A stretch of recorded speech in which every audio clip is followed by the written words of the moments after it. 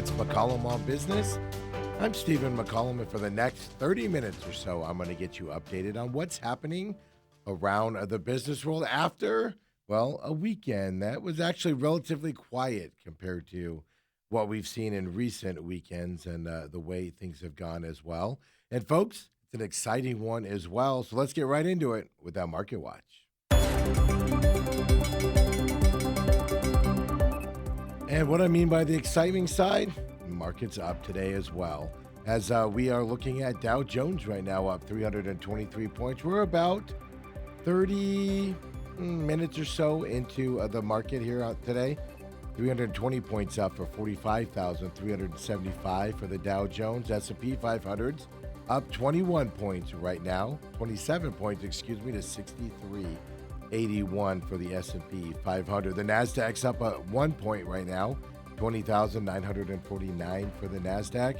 Russell 2K, that small cap index, is down 4 points. I apologize. Up 15 points here today. My screen is not updated, so I do apologize for that. Up 15 points right now to 24.46 for the Russell 2K. And then Bitcoin, they're calling it a little bit of a rebound today, but look, folks, it's still below 70,000. It's at 67,565 right now for the cryptocurrency as well out there. Stocks that we are paying attention to right now. Well, first one making waves this morning here early in the market is a company called Cisco. They're the food distributor for wholesale food distributor out there, and they're down 11.94% as of right now. They actually agreed to buy a company called Jetro Restaurant Depot. They're buying this company for $29.1 billion, and that number will probably be eclipsed, by the way. The deal's expected to close in Cisco 2027 fiscal third quarter as well. And look, big purchase. Are they overpaying? Is that what the market doesn't like here this morning? Well, we'll have to wait and see on that as well. But 11.87% down right now for Cisco Corporation. And then there's Avis, right? The rental car company. They're our second stock that we're looking at today, and they're down 3.33% right now. So they were 9% down in pre-market trading earlier today. But they are, the interesting thing here is, with the delays at the airports, car rental companies were viewed at the end of last week as positive buys. So much so that Avis was actually up 48% last week as people were thinking that people aren't going to fly, or if they're trying to fly and can't get out, they're going to go get rental cars and drive to their destinations. So Avis was up 48% last week as a company. Today they're down 3.09% as well, but all based on the airport issues out there. Well, the Department of Homeland Security funding impasse might be over as of this morning, or at least the TSA being funded today as well. But so that's why they're down 2.88% here today after a 48% increase last week. And then there's a company called Leidos out there. They're being purchased right now. They announced it completed its $2.4 billion acquisition of Entrust, and 2.21% down here today with the announcement that they completed that purchase. It is a merger here between the two companies, and it's going to allow Leidos to expand its footprint in the energy infrastructure market, and then also meet its rising demand for powers. Kind of what they're saying the merger is going to do for this company. Well, another merger here today, 0.20% down for this company as well. So two companies, one announcing a conclusion of a merger, one announcing one coming up as well. And, well, look at this. Both of those down today as well here for these two companies as well. And, we basically every Monday morning we come in here as well at 7 a.m. at McCollum on Business, and we look at what's been said over the weekend, what's been said on a Monday morning, either by the president or somebody in his administration. Well, today, Trump says the U.S. will destroy Iran's oil wells, Karg Island, without a deal to immediately reopen the Hormuz Strait, or the Strait of Hormuz, I should say. That's coming out today as well. Oil prices are up again today based off of the Brent, is headed for a record monthly surge with all of this news as well. I did hear this morning that Iran has agreed to let 20 more oil tankers come through the Strait of Hormuz this morning. And while the negotiations are going on, but the anytime it gets ramped up that we could do some more damage to the infrastructure over there, oil goes up, stock market suffers a little bit. Now we have not seen it on the market yet today, as the indexes are all up as we just looked at them. So we'll look at them again here coming up later in the program as well. But there's some unexpected things out there that get affected when oil prices go up as well. And experts are ringing the alarm bells out there and giving consumers a heads up here that you could, as a consumer, well, you will, not could, you will see a rise in prices for a variety of plastic consumer goods, all because of the oil prices going up here right now as well. If you don't know, plastic products are partly made out of oil, and oil has gone up, as you do know, 40% since the start of the war in late February. So products, a wider range of products are being affected. Disposable cutlery, bottled drinks, garbage bags, all of that is easily being affected. Legos are a big one as well. We talked about them a couple of weeks ago. Well, the bottled drinks, cutlery, and garbage bags, well, they could be among the first to rise in prices here in the coming weeks. Plastics are used across the supply chain, from a lot of things, packaging, manufacturing, plastics are used as well. So you don't know exactly where the costs are going to come from in a product's final price tag in terms of the increases amounts. But higher packaging costs may drive up food prices in 2 to 4 months as companies work through their existing inventory and get into the more expensive plastics. In industries like automotive manufacturing, that's where plastic is just one of many things, and pricing is often locked into fixed contracts. So that could take a little bit longer for higher costs to filter through in those elements. But, just think about anything. You go to the grocery store or you just go purchase anything and it's wrapped in plastic. Possible you're seeing some price increases coming up. Experts are all over the place over the weekend talking about that side of it as well. And, we always talk tariffs here on the program, and we're getting more information on it. And there's a new report out there from a European Central Bank Economic Bulletin, I guess I should say, is where they posted it. But it's an article, and it came out early this morning. And it says U.S. consumers and importers take the vast majority of the financial hit from those tariffs. But trade volumes, well, they do suffer as well. I think we've seen that here on the U.S. Side with our reporting as well from our government reporting. The U.S. imposed a raft of tariffs, as you know, on most trading partners last year, deemed illegal, and now they're kind of coming back around under another law there as well. But everybody has been debating over the years who would take over the year, I should say, the biggest hit after President Trump and his administration predicted exporters would pay the cost and it wouldn't go anywhere else. Well, with this report out there in this bulletin, we do know U.S. consumer pays about a third of the cost, and over the long term, well, this could rise to over half of the cost as well as U.S. firms exhaust their ability to absorb those tariffs out there. Yeah, they're just going to pass along the price increases after an X amount of time. This implies that U.S. firms could absorb around 40% of higher tariff costs in the longer term. European exporters, well, they're not immune either from the tariffs. Their estimated impact of tariffs on import volumes is huge, according to this prediction in paper. The paper said in the case of product categories that they're still trading under tariffs. A 10% increase in the duties could result in a 4.3% decline in import volumes. So we're getting some hard data here and some more predictions here on how tariffs do affect the marketplace as well over this last year and where we're going towards. And another thing that's being affected, look, if you have kids out there, they've been begging you. I know it's been out for several years now, but they've been begging you for a PlayStation. And maybe you're like, maybe this is the year we get the kids a PlayStation. Yeah, nah, well, get one soon here. And by soon, I mean in the next couple weeks, because the price of a PlayStation is going up by another $100.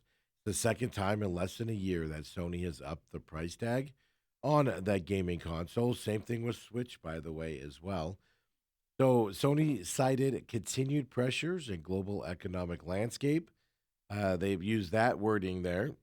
They said that as of next Thursday, the PS5 will cost $649.99 in the US. The price for its digital edition, that was raised as well by $100. That's up to $599.99.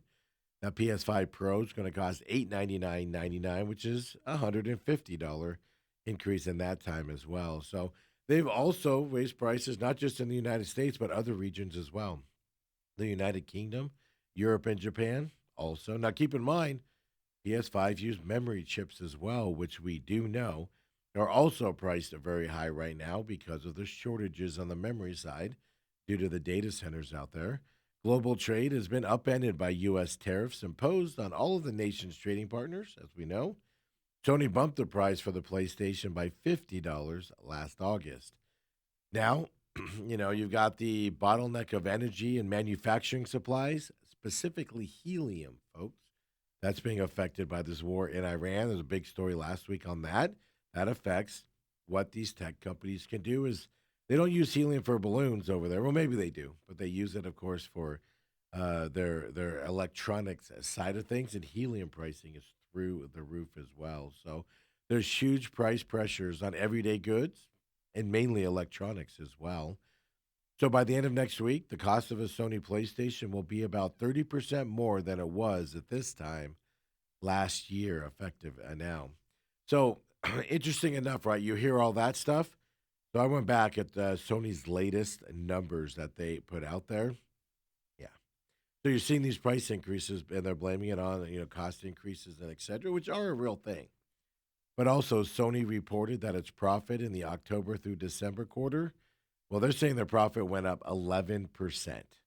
Yeah, it was 377.3 billion yen, which is about 2.4 billion US dollars as well. So they raised its full year profit in that same time frame.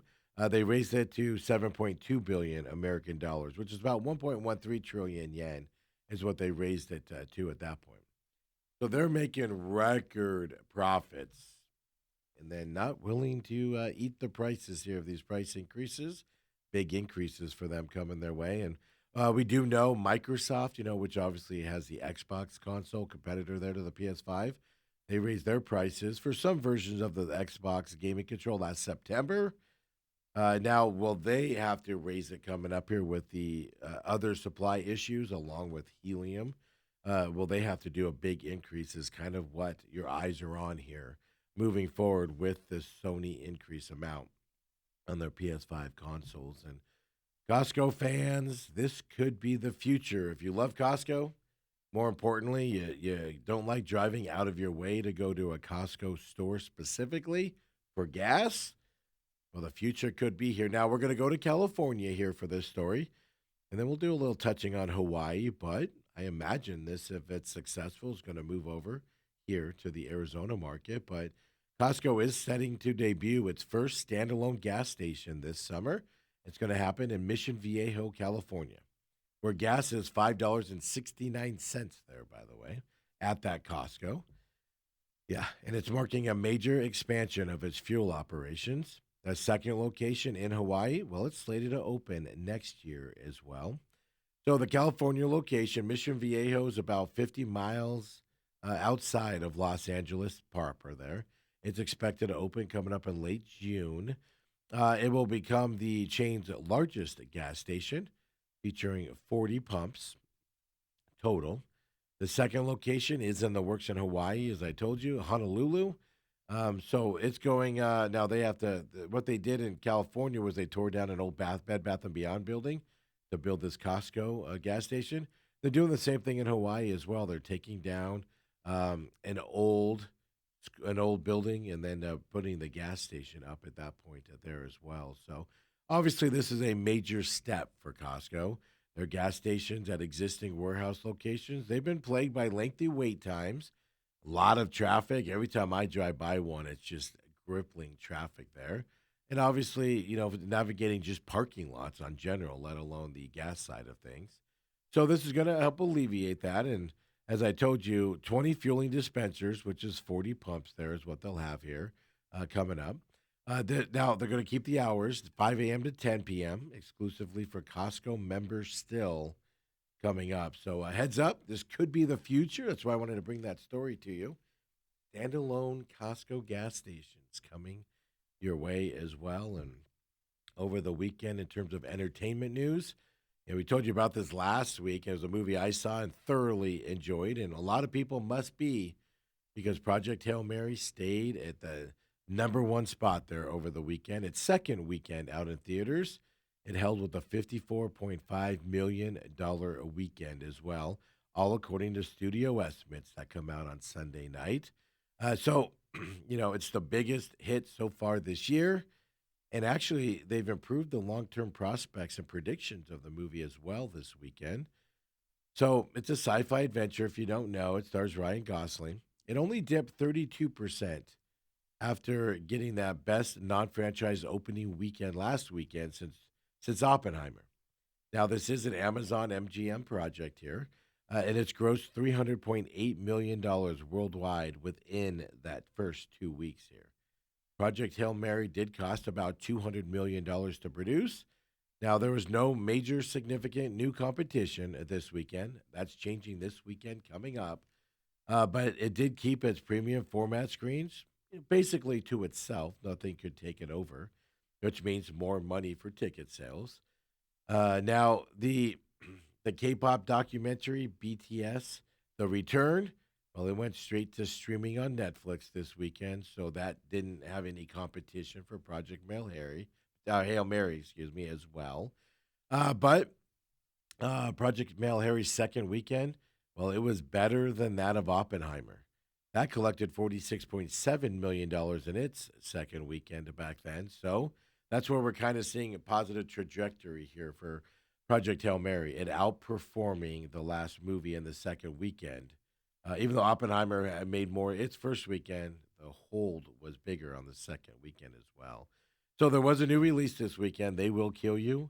Well, it debuted with a very disappointing $5 million. It's a Warner Brothers movie, very R-rated movie, very gory from what I've heard out there. Lots of blood and guts. If you don't know what it's about, this kind of makes me laugh a little bit. A woman applies to be a maid in an apartment complex where she's used as a sacrificial lamb, I guess you could say. Blood everywhere. From I was reading stories about the filming of it, but I did not see that.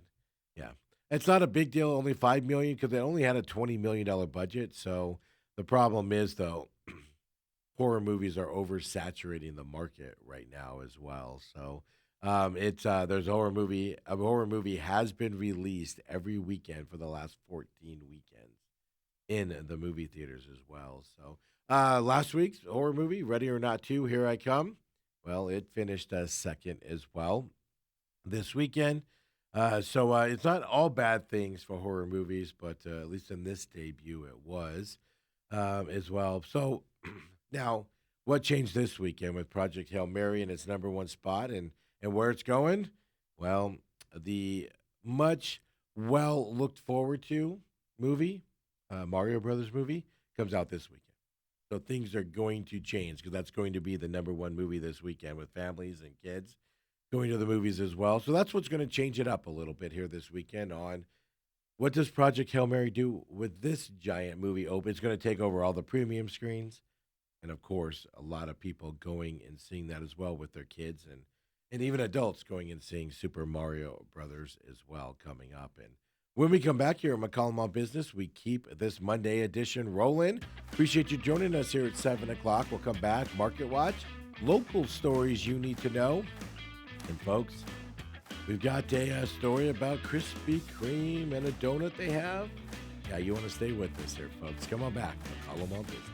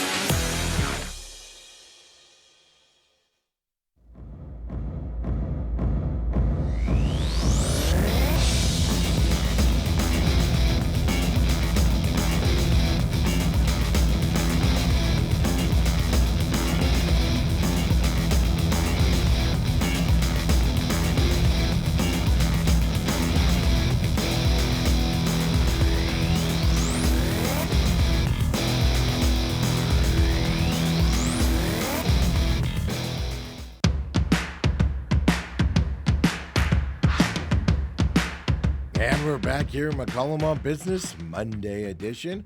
Appreciate you joining me here, 7 a.m. here on Monday. Don't forget, we're here every Monday through Friday, 7 a.m. here, live on Robat TV. Of course, afterwards, we go on demand here as well. Check us out as well. We go right into the main event coming up, where, of course, we do live 8 to 10 a.m. Me and 17-year NFL veteran Del Hellestrey get you updated on what happened over the weekend in sports. We're here Monday through Friday as well. Here, 8 to 12 a.m. at noon. Bruce Cooper, a local legend, joins us on Tuesdays. Uncle Lou joins us on Thursdays as well. Talk a little UFC and some gambling action out there as well. Make sure you join us live 8 to 10 on demand as well. Free podcast system as well as the YouTube page out there, folks. TME Media AZ is where you can find us on YouTube. Of course, if you missed the Real Matrix, the new episode on Friday, well, it came out 10 a.m. here at Robat TV. Noon on Rumble for the Real Matrix, rumble.com/user/TME Media. Pops right up for you there as well. Free podcast system for that. The Real Matrix, the Angry Patriot, it'll pop up for you for that as well. The Pit Stop, every Wednesday we come out with a new episode.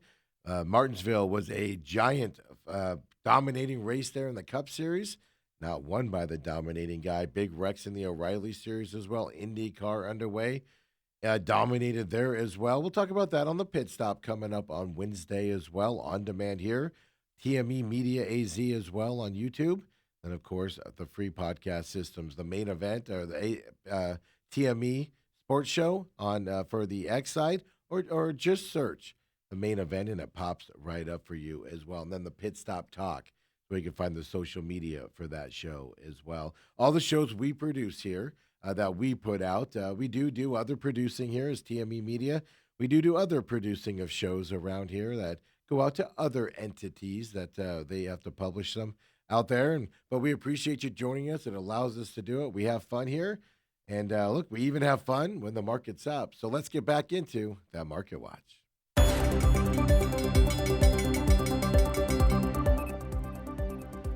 So I was wondering if, with the oil prices going up a little bit this morning, I was wondering if the market sell-off would happen, and it has not happened yet today.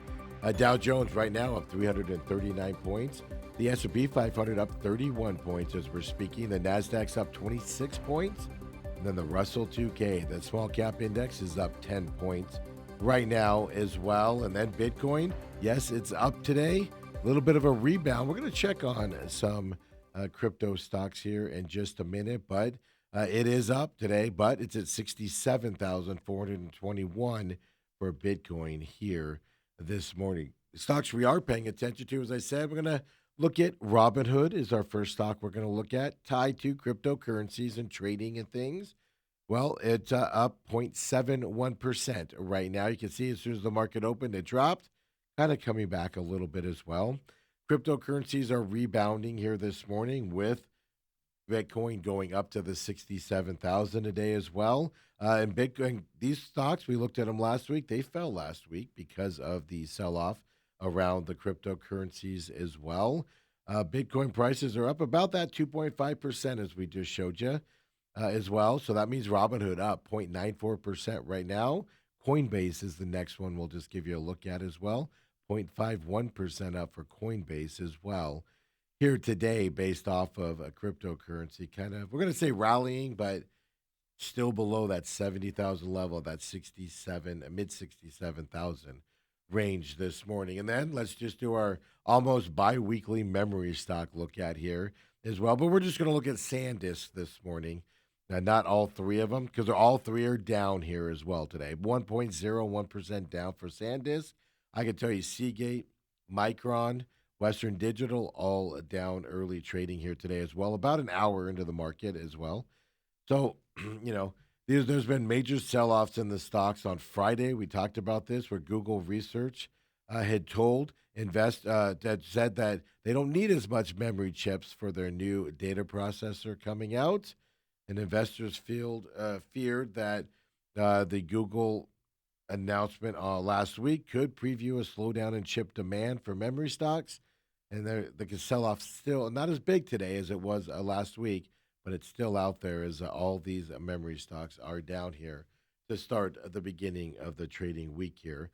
at on this Monday as well. So let's get into some local stories as well, right? Just to give you a heads up, if you got to go downtown at all this week or this weekend, just to be aware, it's going to be a lot of people down here, a lot of parking issues, possible a lot of parking issues necessarily, but expensive parking and or lack of parking because you have the Diamondbacks home opener tonight on Monday night. Women's Final Four coming into town this week as well. So it's going to be very busy in downtown Phoenix this week. So if you want to give you an idea of what the women's Final Four kind of brings to town, well, the last year's Final Four, it was over in Florida. It brought in visitors from all 50 states, 23 different countries. That's a lot of people coming into town for the final women's Final Four happening this weekend as well. So businesses obviously are getting ready for the influx of people. And you need to too if you're going to go down and you have to go to that area for anything else besides baseball or Final Four. And by the way, the Diamondbacks do have a home game on the first night of the Final Four, so it's going to be doubly crowded that night as well. So between the games, restaurants and bars, there's going to be a ton to enjoy in downtown Phoenix, of course, this week and multiple weeks coming up as well. So parking is going to be a premium. Ride the light rail if you want to avoid those headaches and those payments. Obviously, rideshare as well, Uber, Lyft, Waymo, whatever you'd like. Get down there as well. But I just want to make you aware if you had plans or your buddy friends in town, you're like, hey, let's meet downtown. Yeah, be ready for the influx of a lot of people down there starting today with the Diamondbacks home opener tonight against the Detroit Tigers. Three games against them Monday, Tuesday, and Wednesday as well. Then the Final Four also getting underway. And we talked about Costco's gas station earlier, independent gas station. Well, here in the Valley, they've recently got approval to build one of its stores, and it's the first time this has happened on tribal land. So, according to a Costco representative, this will be the first time in the nation that Costco will have a store on tribal land. So, the store, we're talking about Loop 101 in Indian School Road area. That, of course, is Salt River, Pima, Maricopa Indian community land there. Costco is going to occupy 21.5 acres of land. It's going to have its standard huge buildings, right? They're about 160,000 square foot buildings. They haven't said when it's going to open yet, but they said it to expect to break ground coming up in June. So, like a monumental time here for Costco as well up there in the Scottsdale Corridor, 101 in Indian School, coming your way here shortly. No idea if it's going to have a gas station or not. I guess we'll have to pay attention to that as well coming up. And um, another story here is just a data center issue here in the valley and the city of Phoenix. The Business Journal gives us this story, and the city of Phoenix is working out deals with developers who say new data center zoning rules are suppressing their projects and property values. Remember, the new data rules are in there where you can only build them in certain areas, not so close to homes and things, is what the city of Phoenix have passed here in the last year. For instance, one project, Align Data Centers, they were planning to convert a vacant Deer Valley office park, which is up at the I-17 and Loop 101. Well, they wanted to make that the vacant office park there into a data center campus. Well, City Council discussed granting Align permission to go ahead with the project despite new zoning restrictions. Now, this was a March 25th meeting, but Align's attorney asked for more time to refine the language of the deal. They want to ensure they can bring needed power capacity to that site as well. So it was a go until it wasn't a go, and they need more time to get power up there as well. Now, it's not just aligned up there, right? It was City of Phoenix. They're one of at least 11 landowners that have filed Prop 207 waivers.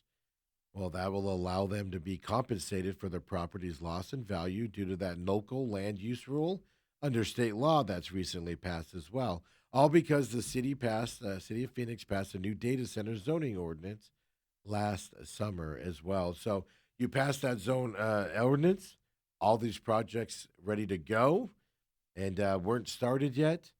They own the land, and now some holdups here as these renegotiations have to go on for the side because the value has come down for those data centers also. So kind of I don't know if it was unintended consequences, but definitely a consequence of changing the rules out there as well, happening in city of Phoenix with those rule changes. And then, folks, I'm going to leave you with this. It's breakfast time here as well. You're watching us here at 7 a.m.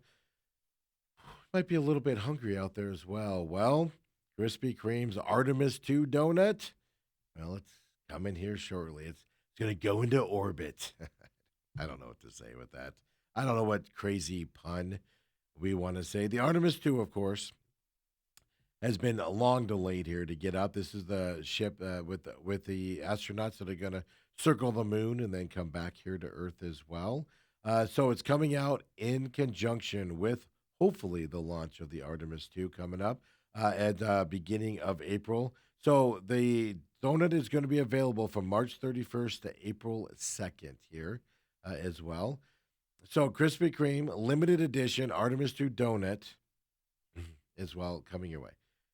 April 1st is when the launch of the Artemis 2, as of now, is scheduled. Now it's been pushed back a month and a half or so, but that's when it's scheduled to go as well as of right now. So as I said, March 31st to April 2nd, that donut you see on your screen right now, if you're watching us, will be available to you at the Krispy Kreme. Here's what the March 27th news release said from Krispy Kreme. Quote, the dream of enjoying Krispy Kreme donuts on the moon is about to take a giant leap forward, and we're all about it. Has anybody dreamed of eating a donut on the moon? I haven't. I'm not going to lie to you. So the Artemis 2 donut is the original glazed donut with what they call a bold new look. Yes, obviously inspired by this NASA mission coming up. So the donut's dipped in blue vanilla flavored icing, sprinkled with a mix of Oreo crunch and white non-pearls. I don't know what that means. Sparkles. It's topped with cookies and cream flavored buttercream dollop and red chevron nod to the NASA's logo. Is what they got there. That's what the donut's going to look like. Yeah. Coming up, starting tomorrow through the 2nd of April here. There's that donut if you're interested in that at all. Out there for Krispy Kreme, I don't know. I'm hungry. So it looks especially good right now, in my eyes at least. Hey, got to wait one more day and go get it. Maybe we'll have to get one here for the show here over the next couple of days. And we'll have it live here on the program. If somebody wants to get up early enough to go get it, we'll have to see if that does happen. Hey, I appreciate you joining us here from McCollum on Business Monday edition. We're going to roll right into the main event here, live 8 to 10 o'clock as well. Catch us on demand here at Robat TV. Of course, TME Media AZ on YouTube. We can catch programming as well. Yes, folks, we'll see you there at the main event. And then, otherwise, we'll see you tomorrow, 7 a.m. McCollum on Business.